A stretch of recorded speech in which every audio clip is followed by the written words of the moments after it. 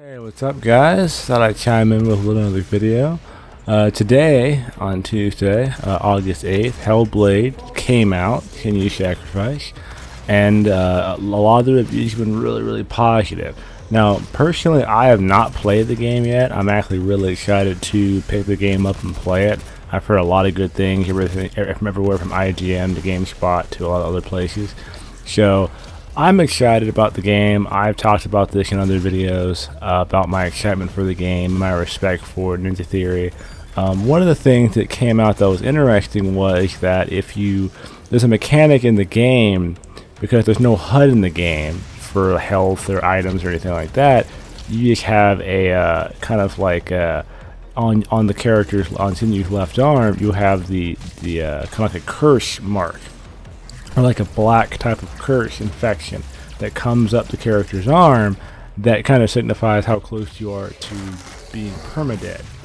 And it's interesting because a lot of games nowadays don't do anything like that for permadeath. They may have you die and you have to go back to your last checkpoint, or you'll die, you have to redo a whole chapter of a game. But very seldomly will you ever have to deal with a game where if you die, that's it. I mean, that's it. That's it. You have to start completely over from the beginning of the game in Hellblade.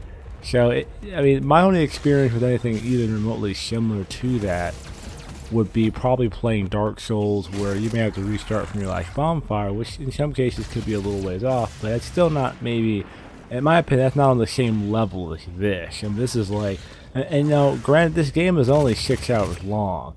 So it's not like it's some ridiculously massive, 30, 40 hour game. And if you die, you have to redo 40 hours. I mean, at the very worst of it, you may end up maybe repeating, I don't know, maybe 4 hours if you die like near the end of the game. But I mean, I've heard the game is pretty fair about this mechanic. This counts for both deaths in combat and deaths by the environment or platforming segments. So you really have to be kind of on guard and really be focused and really not get sloppy or too comfortable. But I do feel like it does add to the game's sense of tension, and I think to the overall design of the game. So I do think it might be a very interesting mechanic, if not kind of bring up some levels of general anxiety because you don't want to die too much. But you have the visual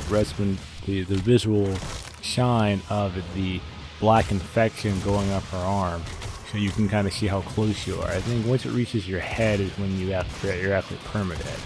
So I have not, at this time I haven't looked up how many times that is. You probably really experiment with it yet. The game just came out today, but as time progresses, probably today or tomorrow, you'll hear people talk about about maybe 5, depending on the difficulty, or this and that. I heard the game about 8 hours long on hard. But we'll have to see. It's really interesting.